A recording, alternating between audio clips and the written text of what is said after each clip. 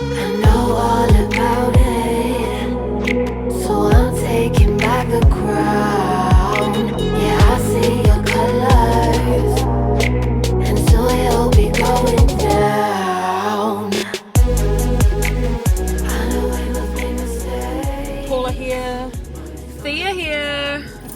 We are back with episode 4, track 4 of the Not Your Princess podcast series. And if it sounds a bit odd, we're in a car because it's the only time we could get together this Easter break. Telling everyone my name. Yeah.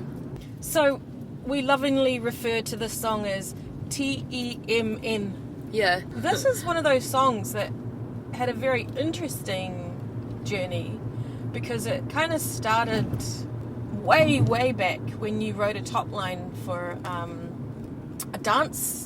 an electronic dance producer. Yeah. You both decided that the track that you were collaborating on wasn't actually going to work the way you both wanted it to work, so he took his production, you took the top line. Yeah. Can you explain to those who don't know what is a top line? So a top line is the combination of a melody and lyrics. I only ended up taking from all of the work I did on that top line, just because it's what I was, like really feeling and where I wanted to go with the track. I only took the chorus. So it's quite a dark sounding song, although I also kind of hear it as a pretty soaring, joyous song at the same time. For sure, like that's intentional as well, because I feel like you can really get a lot across by singing something that's so cruel or kind of dark with a really sweet melody and vocal. I think they just complement each other, and you actually notice it even more. Like, I think that's what the best tracks do, right? They're just a beautiful kind of play between light and dark. Where till you go at night, I'm bubbling codeine while you get high. Somewhere alone, telling everyone about me, but you don't pick up the phone. Telling everyone about me, but you don't pick up the phone. So lyrically, what is Telling Everyone My Name about? Telling Everyone My Name is, about a broken relationship. It's a very personal song. What is it like when you get asked by pesky people such as myself, what does this song mean? On one hand, it's kind of like, of course you're gonna get asked that, so I guess you have to be prepared for it. But I guess I always go into writing a song not trying to think about if people are going to ask me what this is about or not. Otherwise we'd never write anything, would you? Exactly. Otherwise I would just write really tame songs that probably have no substance. I feel like I care too much anyway, and that the whole act of me writing a song is because I need to get stuff off my chest, because it's like a way of me processing. Has anyone ever hit you up and said, is this song about me? No.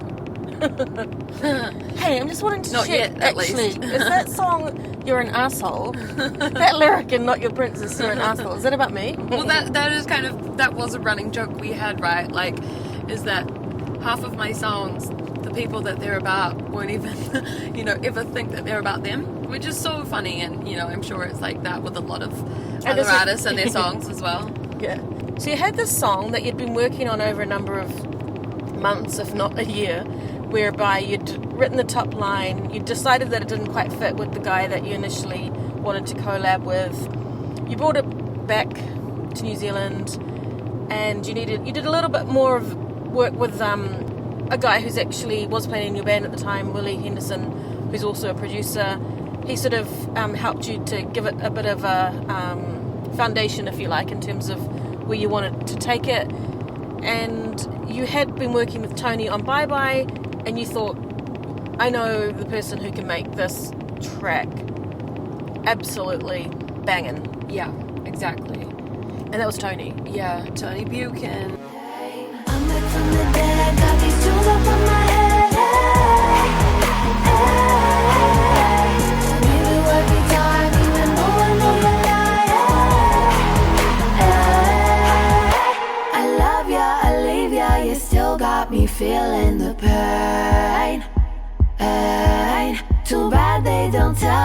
those rumors, they mess up your brain.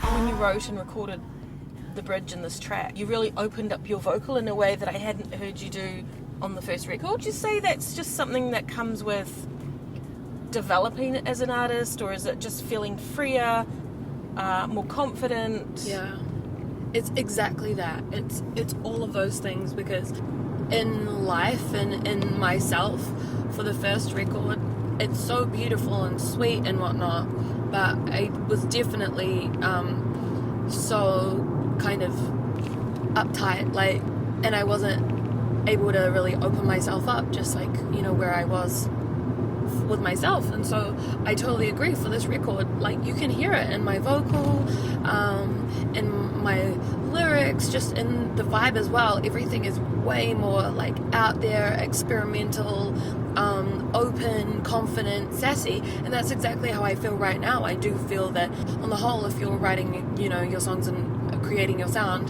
that it really does reflect you at that moment in time, and also the world, like, culturally as well. Yeah. I hope you don't mind me saying this, but people have told you at various points in your life, when you were younger, and even now, I mean, not recently, but in recent times, people have said, you can't sing, you don't have a voice, Yeah. give up, I know. you shouldn't be a singer.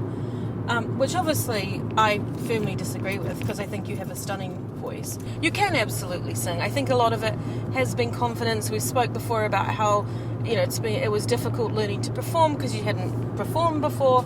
But even before that, though, I feel like what it is now, coming from a really mature place where I am not, like, you know, that used to be one of my biggest insecurities, just for me, because I used to love singing and stuff. But now it's like I've grown up a lot. I can see from, you know, a different perspective. I'm like way more knowledgeable in terms of music, and I truly just think, looking back, it's like I can sing. I have a low vocal. I don't sing, you know, that stereotypical soprano kind of vocal. So the only opportunities I had when, you know, I was younger for kind of singing was like compulsory choir and school productions and whatnot, and I could never land, you know, those lead spots ever, because none of those musicals, like, you know what they're like, they're written for, you know, high soprano people, and that was like never me. So, and you know, the only other singing I do was like kapa haka or something, in which case for kapa haka I was actually like put in the position of